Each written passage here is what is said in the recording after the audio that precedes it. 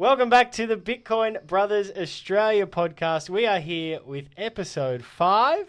Very, very happy to have Mr. Mike Vassallo in the house. Welcome, Mike. Thanks, Josh. Good to be here.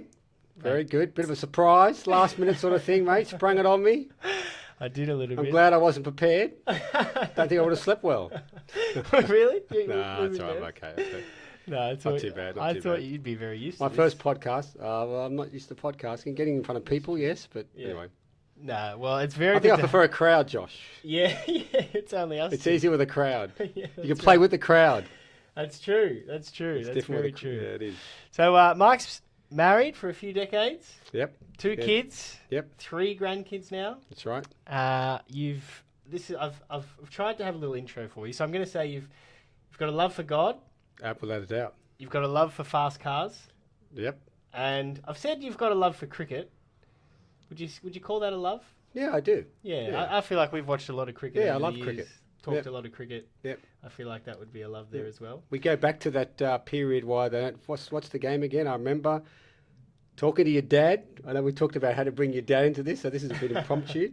I remember that game when Laxman and Dravid took it away from India. When from that point on, the follow-on was never enforced because of that day. Follow-on again. Yes. I still remember that day because I thought, why are they? They're exhausted. It was boiling hot. Why would they follow on? But anyway. Yeah, crazy. And now they almost never follow on. They never follow on because of that. Since then. Yeah.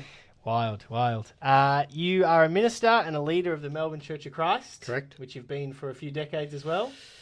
Yeah, as a matter of fact, 1st of February, I'm celebrating 40 years in the ministry. Wow. Congratulations. Yeah, thanks. That's pretty epic. 1985. 1985. It's the year that, and I'll tell you why I know it. It's the year that Microsoft was incorporated, 1985. Really? Yeah. Wow. Well, that's fascinating. Big congratulations. That's Thank you. pretty awesome. Thank you. And then on top of that, I think it's fair to say that you have started to become interested in Bitcoin. Yes. Yes, Yeah. that's fair to say. Fair to say. Yeah. Well, we'll get to that. Well, I mean, yeah. No, go for it. No, I was just going to say, so the whole investing thing for me, it's probably been the last 5 years or so. Yeah, probably. nice. You know, and maybe even around the COVID time, which I think a lot of people, when I was sitting at home, and even though I wasn't doing nothing, it was that whole what's happening. Yeah. So because for many years, even my super, I took no interest in my super. A good friend of mine helped me set it up. He set up very aggressively, so that was handy. And probably the last, 5, 6 years. I've taken more of an interest. Otherwise, I haven't really ever bothered, to be honest with you. Yeah, wow. Yeah, interesting. And it's fascinating that so many people don't care about it or haven't cared about it, but it will play such a big part. We'll start with the news as always. Now, I couldn't not have this as probably our number one news story was that this week Trump has entered the White House. So love him or hate him, he's there. The beginning of the golden era, they say. That's what they say. That's right. Now, we're not here we don't care about the politics, we say. We're just here to focus on the facts of the news. And the facts are that he's made a very few announcements that are very bullish, I would say, for Bitcoin this week. Right. So have you heard about any of them by any chance? Not a lot. Yeah, it's funny you should talk about this because I'm going to make a spiritual point here. The golden age, I'm surprised no one's made any reference to King Solomon because when King Solomon reigned in Israel, that was the golden era for Israel. Israel never prospered like they did under King Solomon from that perspective. Wow, and is that what it's actually called? No, I don't think so. No. So they talk about that. They say the whole idea that gold became as common as silver, and that was that sort of era. Yeah. No.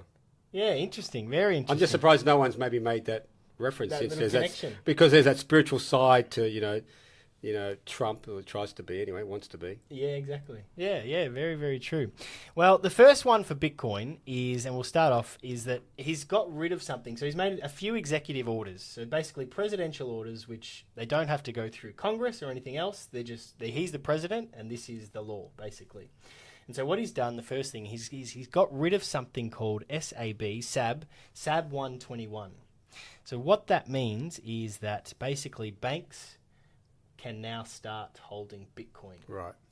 So in March 2022, the SEC brought this law in, SAB 121, and it basically made it really difficult and almost like not worth it for banks to even consider it or think about it. They didn't want it to happen. They didn't want banks to be involved. They didn't want digital assets to take off. So they put this ban on banks being involved in Bitcoin in the US. Trump, as one of the first things that he's done, in his first few days, he's got rid of SAB 121, which means that banks can now custody Bitcoin. And that's banks in America, right? Yeah, banks Obviously. in America. Yeah, I don't know if there's any rules in Australia that would. I think we always kind of follow America, so we're always that little bit behind. But I think if banks in America now do start custodying Bitcoin, which I think is inevitable, then banks in Australia will very shortly follow suit. It also opens up more options for people to borrow against their Bitcoin. So this is interesting. So we've spoken about this a little bit on the podcast so far. So it becomes like an asset, like a house. Exactly right. Yeah, so then you can maybe start leveraging it, and you can, without having to sell it, with tax reasons and things like that, it might become really beneficial to use banks and leverage it for other things that you want to do in life. Fascinating. Yep. The second big thing that he did this week was he announced a strategic digital asset stockpile.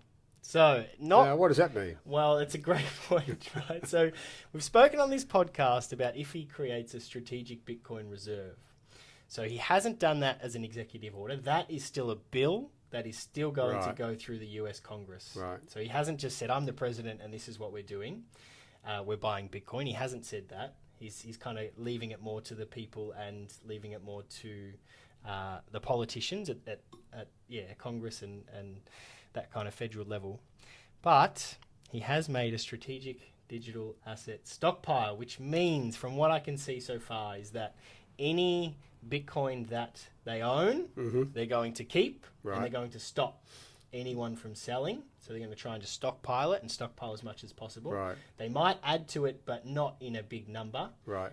And I think they're going to try and potentially keep other US cryptos as well. So it's not just going to be Bitcoin, I think. He launched a meme coin on the Solana network, which was pretty big news. So that's also a part of our news. And because he did it on Solana, a lot of people think that he didn't call it a Bitcoin stockpile because he also wants to stockpile Solana and maybe a few other coins as well, which is interesting.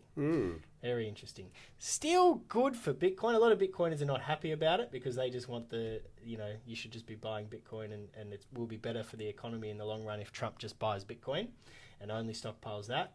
But pretty big news in terms of we've got a president, digital assets. It really is becoming, digital money is just growing and growing and growing. And I think this will benefit in the long run, despite it not just being Bitcoin for now. Right. Yeah. So the question for me, just sitting here, ignorant as I am with this, is, okay, we've got Trump for 4 years, but what happens after Trump? I mean, we saw what happened with Biden, right? He had all these,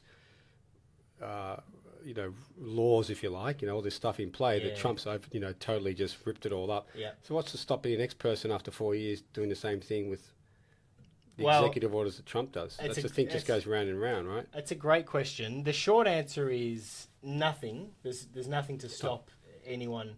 But 4 years is a long time in Right, in that lot can crypto. happen, right? Yeah. And if you have a look at the growth of digital assets around the world over the last 4 years, if you imagine another 4 years with a pro-crypto, a pro-Bitcoin, a pro-digital asset government, it could be so much as the genie is so far out of the bottle by 4 years' it's gone time. so far down the track they can't reverse can't pull it. anything back. I mean, banks have it; they're lending against it. It's the adoption is so big now. We were talking about superannuation. I was mentioning to you superannuation funds. Potentially may have to start thinking about it. Yeah, they will. And They've got to invest somewhere. These guys have to. They're running out of places to invest almost. And that's right. And they're trying to beat inflation, which Yeah. which almost nothing can do except so far Bitcoin. Right. Like I was looking at figures from the S&P 500, and it's like if you invested in the S&P 500, it was like your returns were 8 to 10%, and inflation was at least 9%. Right. You're not actually, your purchasing power is not growing. Mm. So it's like your figures might be going up, but you're not able to buy anymore. Yep. So it's really interesting. So they look for these things, and what's the only thing that really has beaten everything else? It's Bitcoin. And I think that's why we shared about AMP, the Australian superannuation fund, who are buying Bitcoin. Yeah. 27 million, you said, right? Yeah, that's right. Yeah, listening. That was very, very impressive. No, I won't pretend Mike's listened to all our podcast episodes. It's not lights on, no one home. No, you've listened to some, which is very, very exciting. I have a third thing that he's done for an executive order, which is really interesting, but I'm going to save that for a Mythbuster, because I was actually going to do a Mythbuster on this, and then he announced it, And I was really like, oh wow, this is pretty incredible. So we'll stay tuned for that one a bit later. Yep. He's done a third executive order that is really big for crypto and Bitcoin and digital assets. But we'll come back to that in our Mythbuster segment. Okay, look forward to that. Very interesting. Other news. So we've spoken a lot about strategic reserves. We've spoken a lot about on this show that there are US states trying to bring it in. They're trying to front run the federal government so that their states are prosperous and they don't have to rely on anyone else. There are over 11 states in the US that have official bills for the US strategic reserve to come in for their state to be buying Bitcoin.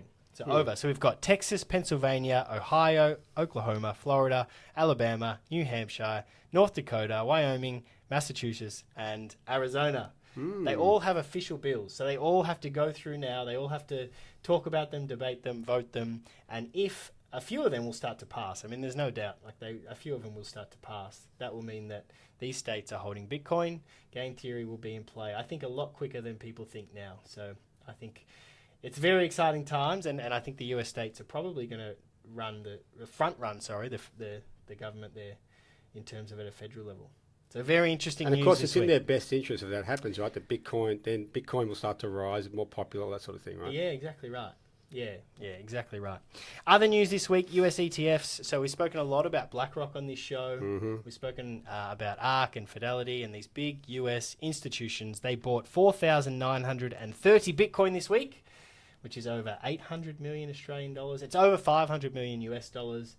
It just, week on week, they just continue to buy Bitcoin. One of the things, it's really interesting to analyze this. One of the things is there's only so much Bitcoin mined each day, and obviously with the halvings it gets less. The more these institutions just continue to buy, that supply is going to start drying up very quickly. Yep. I didn't realise it was still being mined, so that's interesting. How ignorant I am with this. Because I was talking about this with someone the other day. Are we still mining it? Is it still being mined? Yeah. Well, it will be mined all the way up until, I think 90% of the supply has been mined. Right. But I think the last 10% will take another 100 years before it's all mined properly. And it's, to do with the halvings and the cycles. And because they're just fractions. We're talking about fractions now, right? Well, it will become, yeah. Very interesting. Back home in Victoria, in Ballarat this week. I wonder if you heard about this at all. Probably not. It was on Channel 7 News. I saw it all over the socials. It was very interesting. So there was a couple in Ballarat who listed their block of land for sale. And guess what they wanted? Bitcoin. Bitcoin. That's all they wanted. People talk about Bitcoin as a great store of value. This is a really clear example of, I think, where we're heading, where people are going to be like, hey, I'm selling this asset. I'm selling these things. I actually don't want fiat money because it just gets debased. What do I want? I want Bitcoin. So they're literally in Ballarat. You can go on. You can't buy it any other way. The only way you can purchase this land is through Bitcoin. It means they're doing it through no agents. They're doing it through no banks, so they avoid all the agent fees. They avoid all the bank fees. They avoid any middleman.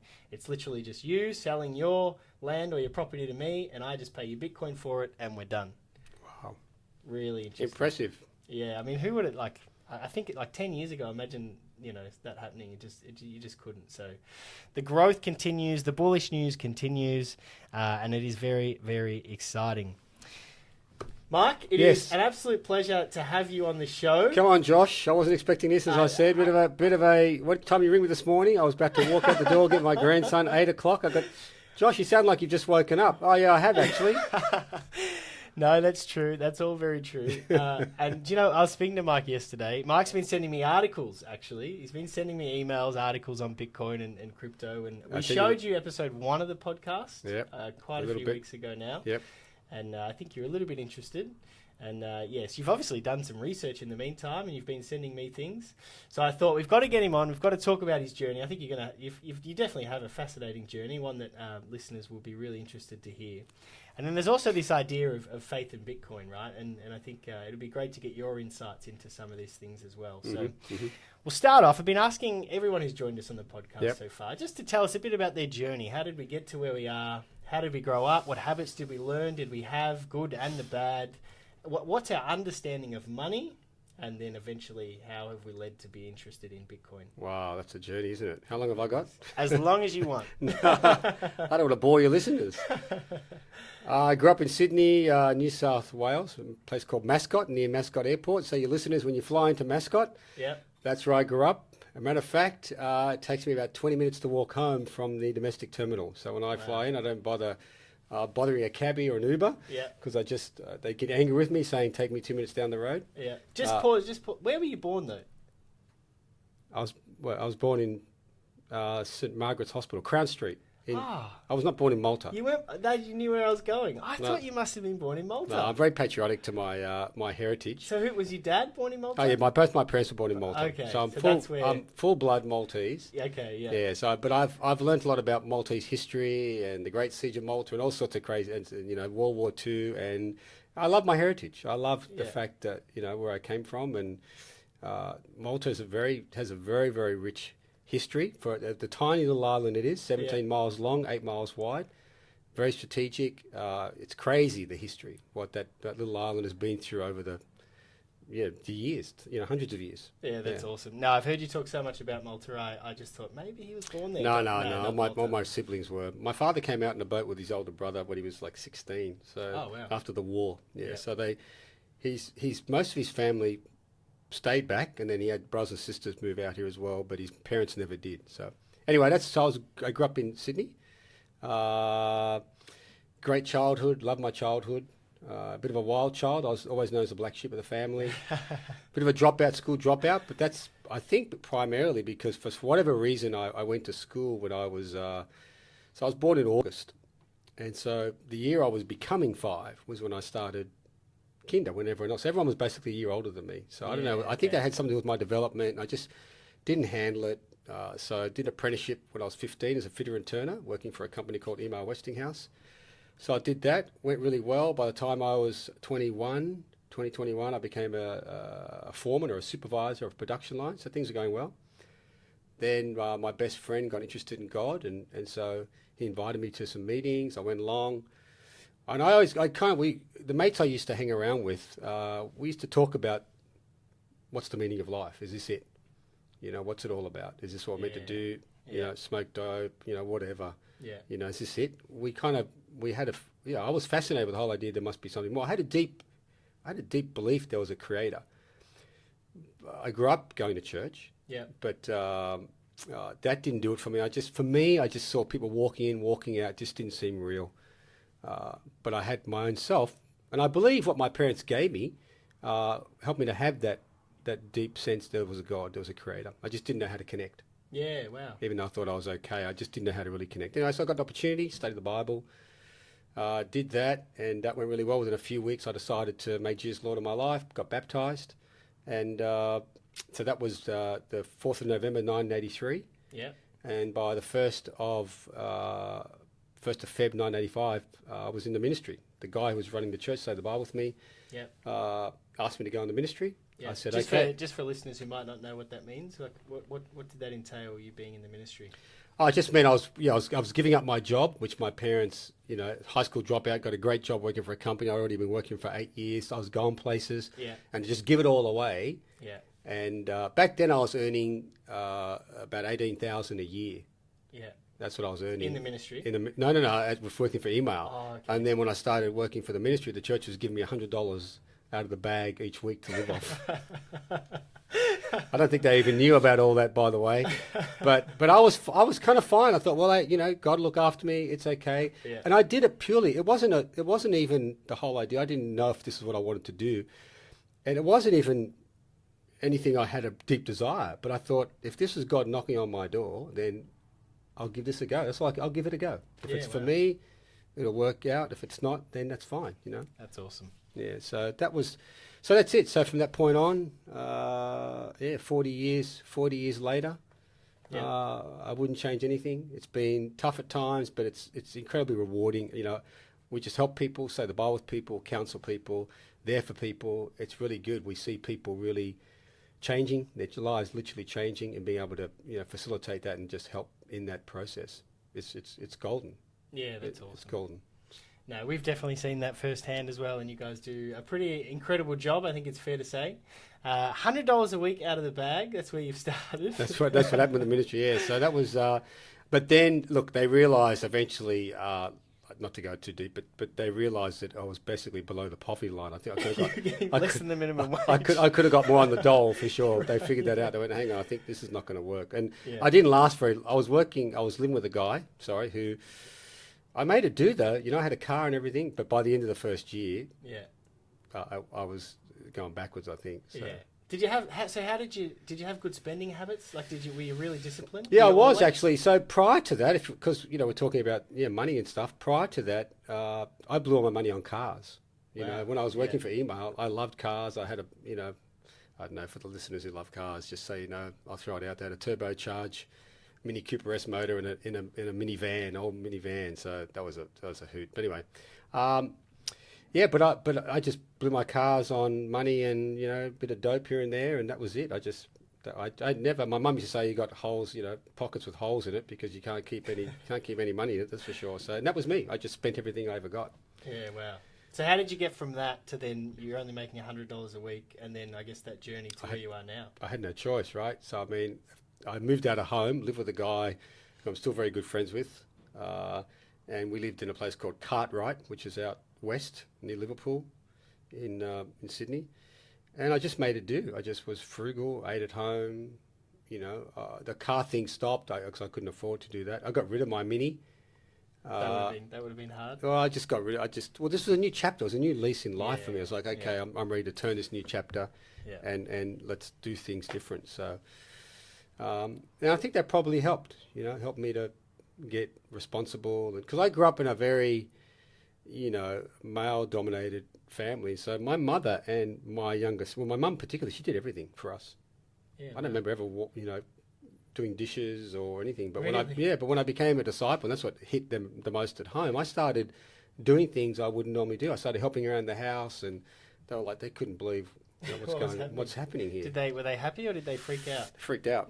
Did they? Yeah, they thought this is not possible. He's in a, yeah. They didn't use the word cult, but they were definitely concerned that I was getting up early in the morning. And I remember my dad would say to my mum, "What's he doing? The lights on. What's he doing?" And she said, "I think he's reading his Bible." How terrible. And it was like, So they were more happy when you were just kind of sneaking off and doing drugs. Well, which is, by the way, this is crazy because I got a fair bit of persecution, and in the end, I had to tell them. I said, "Listen, I'm trying to change my life here. Yeah. When I was just being this wild guy, I was coming home with red eyes. I brought girlfriends home you didn't even know, and of course you didn't know. But I mean, you didn't say anything about that. Now I'm trying to change my life and do good. Yeah. You want to." They're all worried. Yeah, you want to stick it to me, sort of thing. But look, it's I understand. It's from the perspective of they didn't understand. It was that lack of understanding, that lack of knowledge that scared them and created fear more than anything else.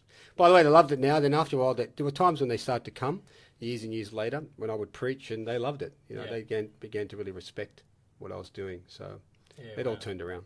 Yeah. So financially, obviously, you've done okay. Like you've raised a family, you own a house. I think maybe an investment as well. There's been you've obviously found a way to work through ministry wages, and then you said at the start you had a friend help you set up an investment company or share. Not investment company. Sorry.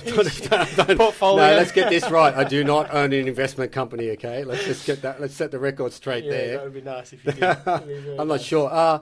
Yeah. So look, the ministry was.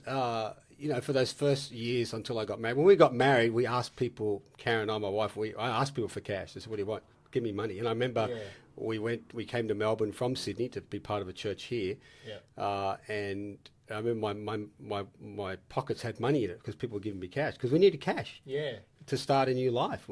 I had nothing, literally a car. We had nothing. Yeah, wow. My brother gave me an old VHS player and all this sort of stuff before we left. And we bought second-hand furniture when we came, and the only thing we brought brand new was a TV and a washing machine. Everything else was literally off the trading post, which again, for those of you, that's how we used to buy things back in the late 80s, was trading post. There was no eBay, there was no Facebook Marketplace. Yeah, it was trading post. Yeah, wow. And I still remember it. So, and It took a long time, by the way. We bought a house to live in McLeod in Melbourne, but that's really only because we answered an ad. So it was a dual occupancy house, and both my parents, my wife's parents, helped us. Otherwise, didn't have any money. Yeah, wow. We had no deposit. By the way, interest rates back then were 10%. Yeah, well, real estate versus Bitcoin. Dwight was sharing last week where I think his first, when he borrowed, they were like 17%. Yeah, wild. Yeah. Wild. So it was because of our parents, and it's just like today, they say that, mum and dad bank, the boomers, Yeah. and now I've been able to help out, one of my sons and my other son, so a little bit. That's how we got our break. Yeah. It's just a little dual lock, by the way, in McLeod. So and then but it did take a long time because for a lot of years it was just very basic. So yeah. So Yeah, no, that's awesome. That's fascinating. So how do we get from there, Mike, to where we are today? Sending me articles about Bitcoin and being very interested in thinking, maybe this is a good investment. Maybe this is something that I should have some part of my net worth in. Yeah, so I think it comes back to, for me, as we're getting, my wife and I are getting closer to a retirement age, we don't want to be a burden on anyone.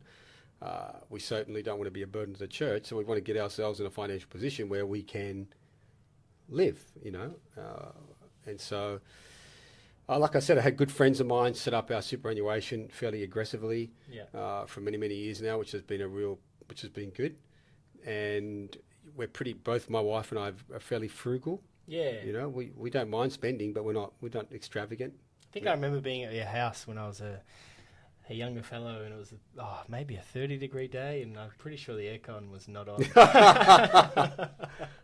Yes, I do get a bit of abuse for that. And in winter time, the gas doesn't come on either, and people come dressed like they're going to the snow. That's right. They bring their ski parkas and their beanie and their gloves with them. That's fantastic. Yeah, so I think. So then, as time ever gotten closer, then I had another good friend of mine who was a keen investor, and so we got talking. And again, I never really had much of an interest. I didn't really care so much, but anyway, I just thought to be responsible. So yeah, I did give some money to a financial institution to put it in shares and stuff for me. I think certainly COVID facilitated this a little bit because, even though we're busy at home on Zoom calls and everything, it was more time to sit and talk. And so, for sure. Friends would talk. And so, that's pretty much it. And then there's the whole, Bitcoin thing. And I do tell a story, which I think you may have mentioned in one, without mentioning names. But I was at a track day at Phillip Island, and 6 or 7, 8 years ago, maybe. I remember meeting this guy in the cafeteria in the queue, and he goes, somehow we just started talking. He said, I'm trying to save money. I'm just saving money so I can buy one Bitcoin. He tried to talk to me about it and really was pushing it.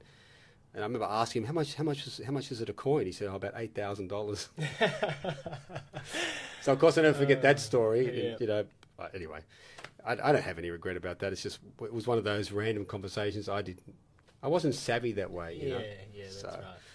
Fascinating you heard it so early, though, like much earlier than most people would have heard about Bitcoin. Like if we're talking somewhere around 8 years ago, it's... So it would have been, I think, 2017, 2018, somewhere there. It must have been there, somewhere there. Yeah. And I think the rest is just, we got talking. I know friends of mine who have it, So for me, it really is just... when I went to this financial institution and I gave them some money to invest with me, they had this spread, a little bit here, a little bit here, a little bit here, a little bit here. So that's it. So the question for me is, it's just, I'm not gonna sell my house and just buy Bitcoin like some have suggested I should do. Like me. Other people. Have other people said that to you as well? I read that article. Remember I told you that I forget how you pronounce his name? That's right. I can't remember either. Anyway, he said if I had boomer parents, I'd get them to sell everything they've got and just buy, Bitcoin and gold or whatever. Yeah. So, and I said, it's easy for you to say you're rich, and by the way, you got 15,000 houses or something. I read. That's right. Definitely easier. Anyway, so that's we're here now talking about it really at the end of the day, and it's just, to me, it's just being a little bit wise without being like I don't want to have regret about anything I do. So I don't want to go. I Yeah. mean, I'm not going to go back and go, oh, if only I would have. Like You the know, track day. If Like only the I track listened to day, him if a I bit listened to more. him and pursued it. But you know what? That's just not me. Yeah. That's not how I operate. Yeah. You know, I don't do that, and I want to try and keep it simple. I don't want to fall into. I know we might talk about biblical things, but there are some biblical traps the Bible talks about with this. Yeah. And I know very good friends of mine who have fallen into those traps. In And- terms of what would the traps be? Just Well, like it's the whole. Well, obsessing over it. Or so if we're going to talk greed, about or- spiritual stuff, the Bible's Yeah. pretty clear. So there's two things for me when I read the scriptures. Number one, in 1 Timothy 6, Paul talks about this. You know, so you can come into faith and be rich. Yeah. That's a fact. In other words, you could convert a millionaire, as an example, and be a rich guy and come to faith. The Bible says for that person, you know, then be willing to share, be generous and willing to share. It doesn't say give it all away. It just says just Yeah. be generous and willing to share. Yeah. Now, if you're not rich and you come to faith, the message the Bible, I believe, speaks says those who want to get rich. So there's two things. There's the guy who comes in rich. Well, he's rich. Yeah. Doesn't say, there's no command to say give it all away. Just be generous and willing to share, which Yeah. I applaud. Yeah. Philanthropy is that, right? Philanthropy, the study of philanthropy is, by all means, be generous. And they say if the key to wealth is to be generous. Yeah. For sure. I think people are way happier for those who are. Without a doubt. It's like so many studies. I mean, outside, like, it's funny, isn't it? It's a fact. Yeah, it's Yeah. a fact. So then the message for the person who's not rich who comes to faith, then those who want to get rich, the Bible says, or, you know, the love of money is the root of all kinds of evil. Yeah. You know, all kinds, you know, plunge themselves into ruin and harm. And, you know, and so I've always got that very firmly in the front of my mind, that Yeah. this is not about, I don't want to be richness. And look, to be honest with you, I'm already rich now, but not rich as people might No, think. I I'm mean, just saying, you're living in Australia. I can live in you have a Australia. house We and know that comfortable- the yeah, majority of Aussies are in the like top 10%, top 5% of the world. of the world, Yeah, right? So yeah. so just get some perspective from that perspective. So, Yeah. so for me, it's just I'm prepared to say, okay, maybe I'll, you know, invest a little bit here, a little bit there. It's just part of a bit of a, you know, a portfolio. a portfolio, if you Yeah. like. I'm not going to go crazy. I'm certainly not going to regret it. It's good talking to you about it even now, because it helps me even as I'm speaking to you, just to firmly get it, because it's true. You can get caught up, and Yeah. we all say it's the love. I've heard this said before. You know, it's it's the the love love of of money. money. So in other words, It's not money itself. It's not money itself. So I can go crazy as long as I don't love it. Yeah. But experience teaches me it's very easy to love money Yeah. and what it does and Yeah. what it brings and what you think it brings, and anyone can fall into that trap. Yeah, for sure. I imagine it would be very. No matter how spiritual you know, you got to really keep a check on this. Yeah, yeah, for sure. No, it's very interesting. It's very interesting. What would you say? So, if I guess for in terms of people with faith and whether that be Christianity or anything else, you've obviously mentioned things there.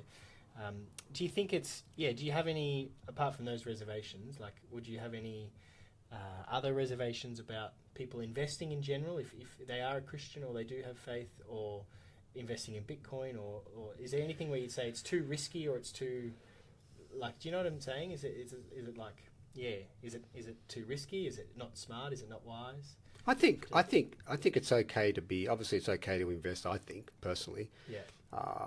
Look, again, we don't have. You know, there's so many different routes we can take here with this conversation, and I don't know how this is going to be taken, but you know, for me, there are people that would say that when you go in the ministry, you should take a vow of poverty as an example. Okay. You know, people have thought that. People have thought, well, you're a minister, you shouldn't have anything. And even in my own congregation at times, throughout the years, I've been doing this many years, people, you know, I used to feel guilty about owning something or having a new TV or anything. I used to feel guilty. Even I Really? bought a new car. Yeah, back in the day, I used to feel guilty because the mindset was I shouldn't have anything.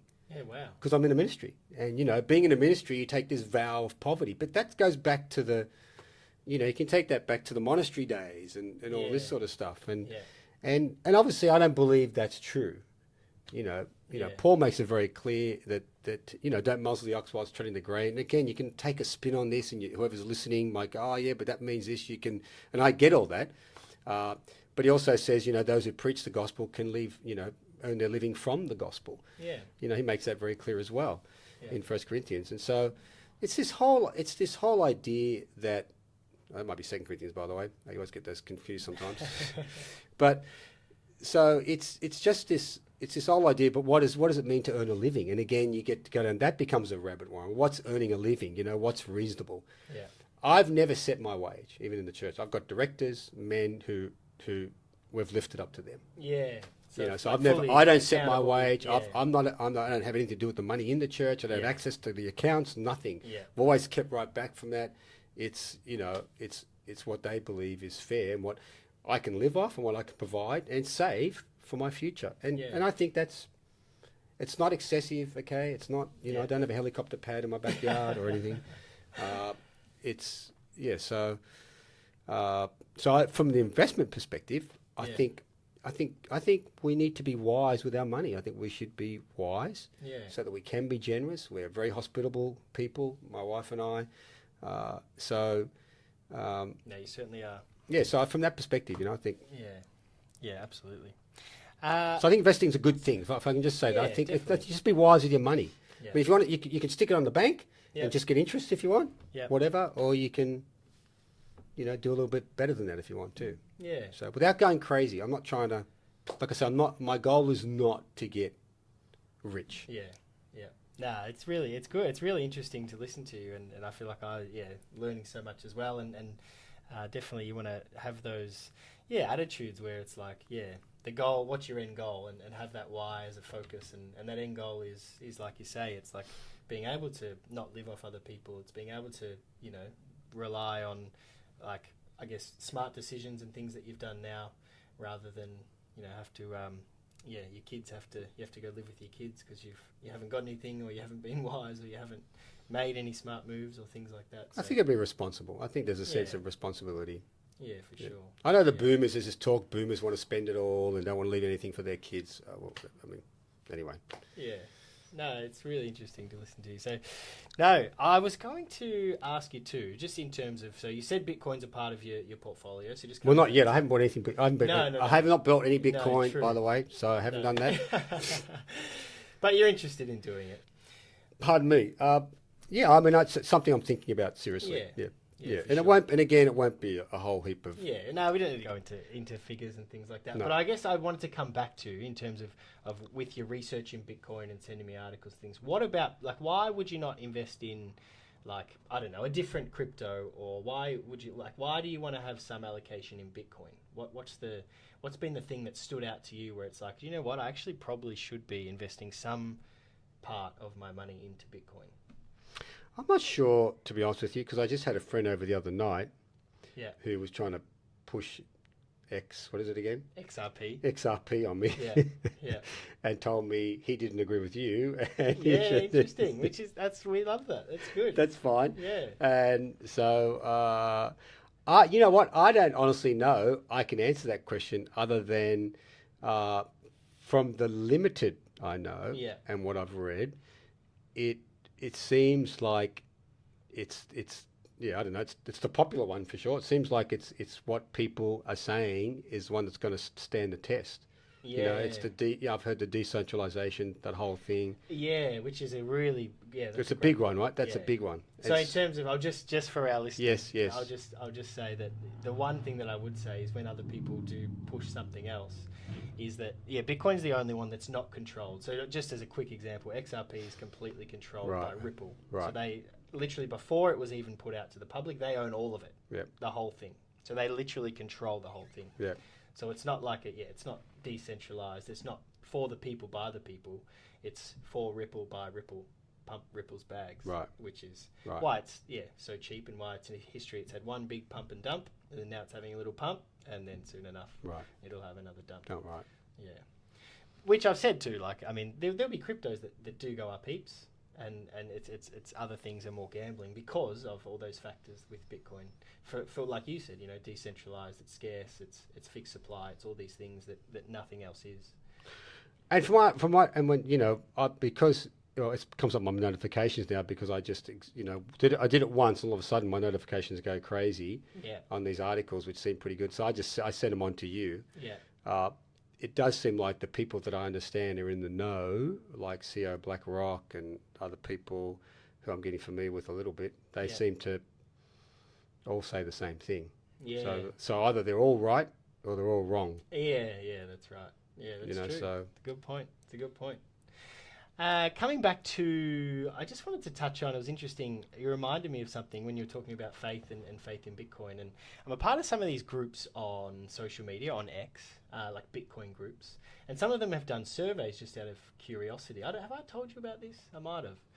They basically ask, a whole group of people, of Bitcoiners on there, thousands of Bitcoiners, hey, what's your religion? right. So just like trying to get, atheist, are you, are you Christian, are you something else? And the majority of surveys that I've seen, it's always been over half have been Christian. Right. And I always found that really fascinating. It's even like I thought it's so good to hear your take on everything today. And I wondered why, and I was trying to think why would I see these results where more Bitcoiners seem to be, in these surveys, they seem to be more Christian than anything else. And I think it's part of, like, if you get into Bitcoin, you have to be somebody that asks questions. Right. Right? Like you kind of probably not someone that just always goes with the flow, but you probably you do your own research in things and you want to ask questions in things, because I feel like, my journey with, like, I'm a Christian as well, and like I grew up and I was raised a Christian, and then kind of fell away for a couple of years and then came back. And the reason that I came back was because the more that I would research, the more that I just couldn't deny that this thing is God, true, right? Yeah. And that kind of all stemmed from asking questions. For me, it was about creation. It was about, this is fascinating. Like, like how the fact that we're like on Earth, we're on the perfect axis. How can it be? 0.1 to the right, no good. 0.1 to the left, no good. Like perfect axis, perfect rotation around the sun. Have to be in the perfect galaxy. Have to be in the perfect like part, like away from the sun, the perfect distance. Like there's just so many crazy things when you start asking questions. And all from an explosion. Yeah, all from random chance. And all from an explosion. Yeah, a big bang. All from a big bang.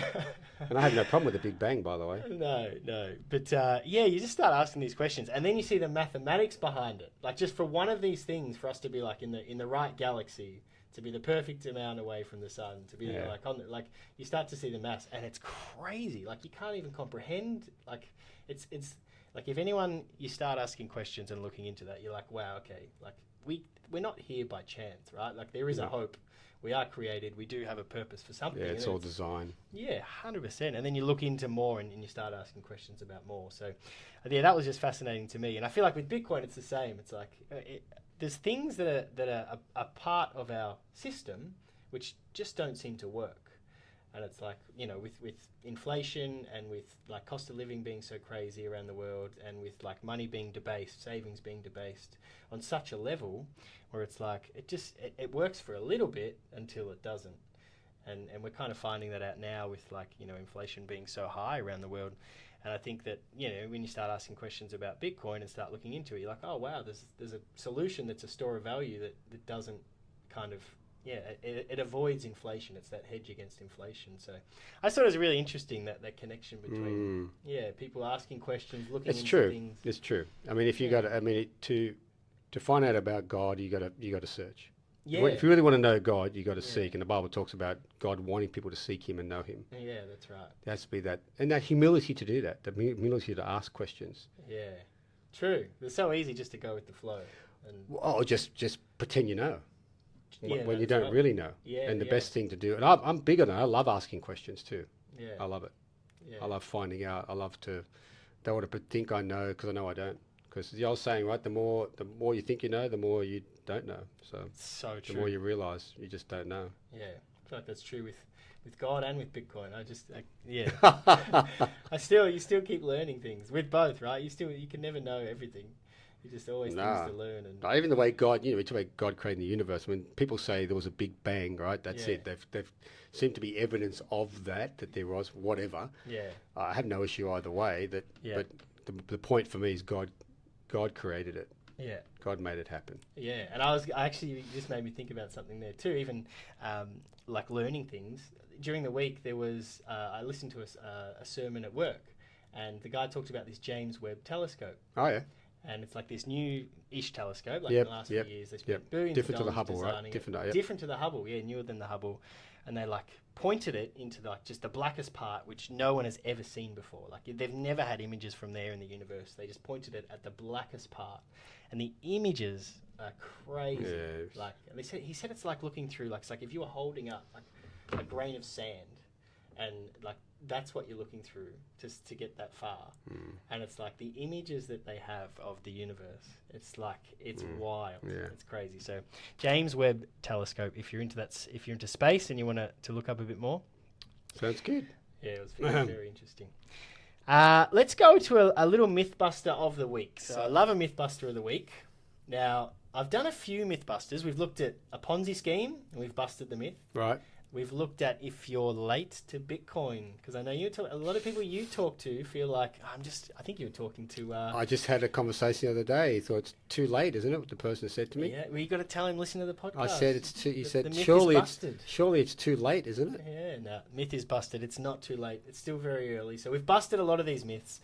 The myth that I was going to go with this week is that Bitcoin won't work because the central banks will create their own digital currency. So the reason I was going to do this, and it's so interesting with timing and how things happen, but on Christmas Day, I was talking about Bitcoin, and my cousins were giving me lots of banter about Bitcoin and they, starting a podcast, and it was all in really good fun, and they were interested about it and asking me questions and giving me lots of banter at the same time. So thank you to all of you. I think I walked in the door and one of my cousins was like, "Oh, it's Josh. He's here, like this Bitcoin podcast," like just giving it to me, like famous, blah blah blah. Anyway, it was good fun. But my uncle said he's looked into Bitcoin a little bit and interested in it, but his thought was that the central banks are just going to create a digital currency that's regulated, and people are just going to end up using that. And because they'll use that, they won't use Bitcoin.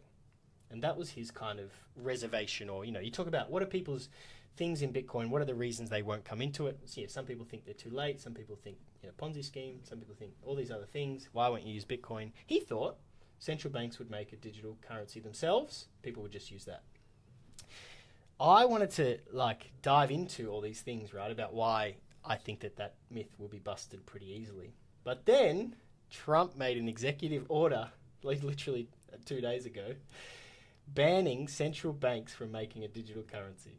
So that is into law. So central banks cannot make a digital currency by law. So there can be no CBDCs. No, but again, is that just while he's president? Great point. Very good point. That is just while he's president. That's true. But like you said, but if the horse is bolted and will and truly bolted, it may be too late to try and pull it back in. That's right. And then the thing that I said to my uncle, without even knowing that Trump was going to ban it from happening, I said to him, if you had a digital asset that was controlled by someone, yes, regulated, so maybe a little bit more of confidence for yourself if you were just going fully digital. The whole world is moving digital. If you were just going fully digital with your finances, and it was a central bank digital currency, but it's controlled by someone, it can be debased by someone. There's nothing to stop them just creating more whenever they need it. When governments need it, just creating more digital. So, yeah, because in other words, it's no different than to having printing money. Correct. Yeah, it's exactly. It's the same thing. What's the difference? You might as well just do the same with cash. Why is it going to be any better being digital? Yeah, exactly right. And that was my thoughts and my argument to him. And I think he was just thinking that no, it was just that safety net was they'll push it out, everyone will just jump on board, and then Bitcoiners basically won't have any more adoption or growth, and then everyone will just use a CBDC. So that means Bitcoin will be worthless then? Well, if everyone, yeah. It basically would, yeah. If they created a CBDC and everyone went to that.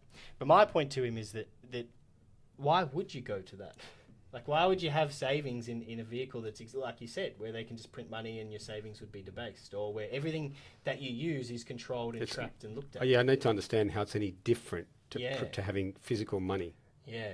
I mean, what I was just saying there, the other way that I guess it could be different, and is that obviously cash can be printed, but you can use cash and you can buy it whatever you want. So you can go down to Bunnings and you can buy a lawnmower with $200 cash, and the government doesn't have any proof that you own a lawnmower. No one's tracking that you own a lawnmower.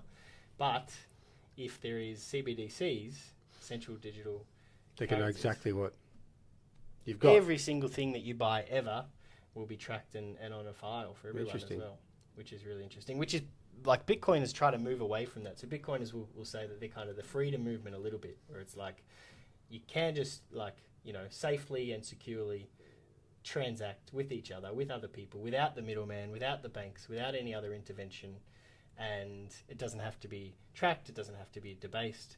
So I feel like that myth could be busted anyway, because I feel like if people were going to choose between the two, when you put them next to each other, like what are you going to choose? You're going to choose the one that, doesn't get hurt by inflation rather than the one that will. So even without Trump signing that executive order, I feel like we can bust that myth.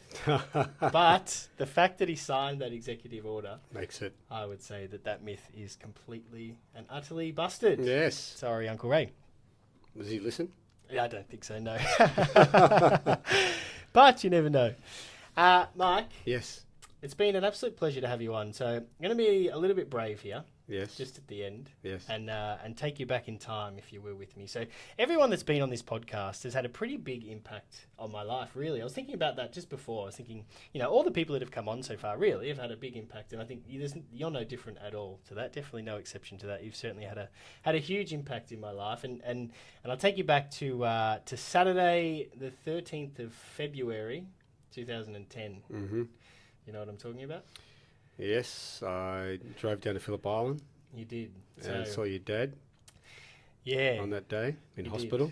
Did. Yeah. So, for those of you who don't know, so obviously Mike's fascinating, got an incredible story, and into Bitcoin, and how we kind of come, I guess, together on this podcast today is through a lot of ways. But one of the ways is you had a relationship with Dad, and like you said, you used to watch cricket with him, and if there's plenty of other things, I'm sure, lots of music. He used to tell me that he would serenade you and sing you to sleep. That may sound a bit weird, serenade. He'd just come over to my house. He always had his guitar. I loved I wanted to put him on Idol or something. Yeah, he had a phenomenal voice. They would have the voice, if they would have heard your dad's voice, guarantee you, straight as he started to sing with that voice that he had, they would have all turned around straight away. Yeah. No question. They loved, your dad was the perfect, the busker, the down to earth, the guy who didn't want to be on The Voice, wasn't after it. So that was just raw. Yeah. And seriously, they would have, to this day when I watch The Voice or anything like that, I just think, particularly The Voice, because they would have heard his voice and they would have all turned for sure as soon as they heard his voice. Yeah. Just so unique. Yeah, so unique. Cool. So we come over for toasties to my house. He'd ring me up and say, "What are you doing?" I say, "Come over." I'd give him some toasties, and I just sit there. He just loved playing the guitar. And "Kiss from a Rose" was one of his famous ones. I actually didn't know that. So yeah, you told me that pretty recently, and I didn't know he used to sing that song. So when I was with him busking, I have a few songs that I listen to now and remember him busking, singing those songs. But I didn't know about that one. Yeah, "Kiss from a Rose." Yeah. Seal, yeah. Yeah, fascinating. Did a great job. Yeah. So, it was really interesting reflecting on this because I shared about Dad in episode 1. Right.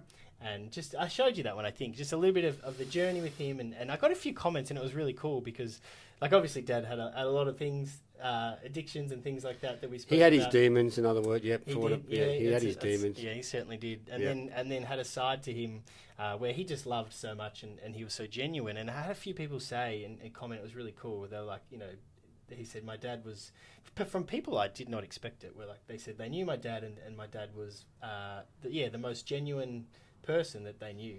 And I just thought that was really cool. And it made me think about, the way I guess that brought it up and how we're here today a little bit too was, Saturday the 13th of Feb, obviously you've had that relationship with Dad and went into Wonthaggi Hospital in the morning.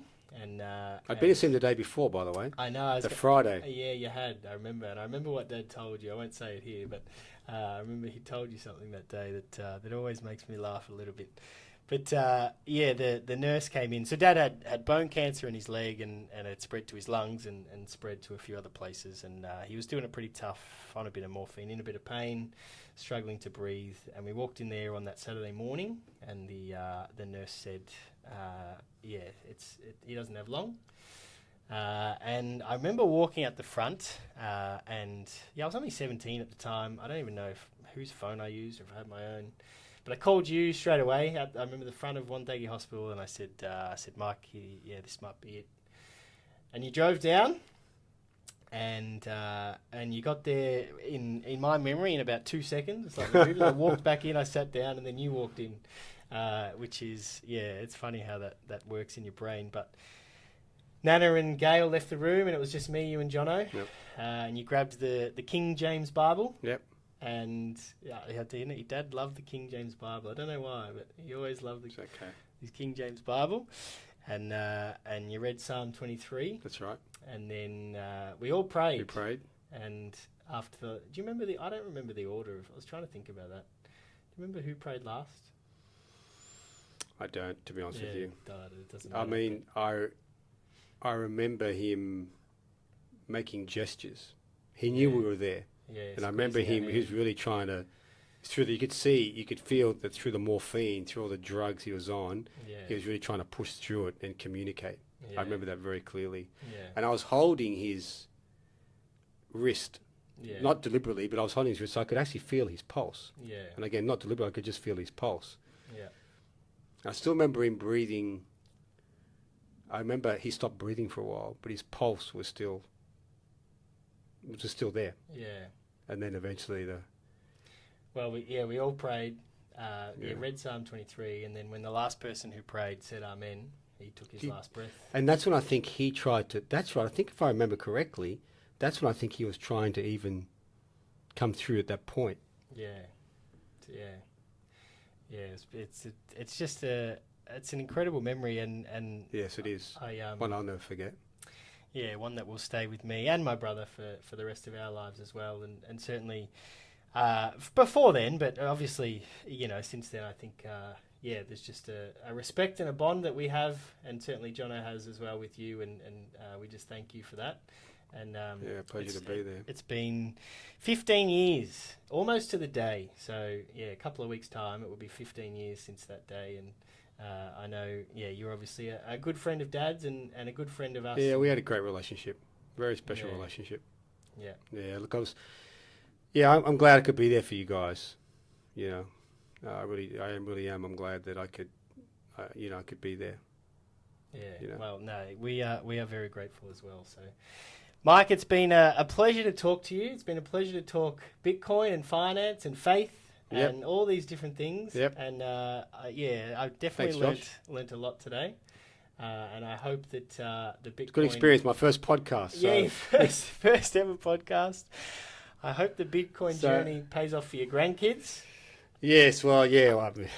I said to Mike yesterday, I gave him a little bit of banter, but I said, Mike, you got to buy some Bitcoin because your grandkids will look back and thank you. He said, what do you mean my grandkids? I said, well, in 20 years' time when you're not around, the grandkids will look back and they'll say, how old do you think I am? Thanks, Mike. How old do you think I am, Josh? You got me assigned to the grave already at a particular age. Hey, my parents are both still alive and they're 92 this year. Oh, yeah, they're doing. You've got good genes. They're doing very, very well. But I do think, in spite of the banter, I do think that your grandkids will be very grateful that you made an investment if you choose to do so. Thank you. I'm glad you put that caveat in there. Yes, if you choose. For all watching. Yeah, that's right. Yeah. Thanks so much, Mike. It's been a pleasure. Thanks, Josh. Pleasure.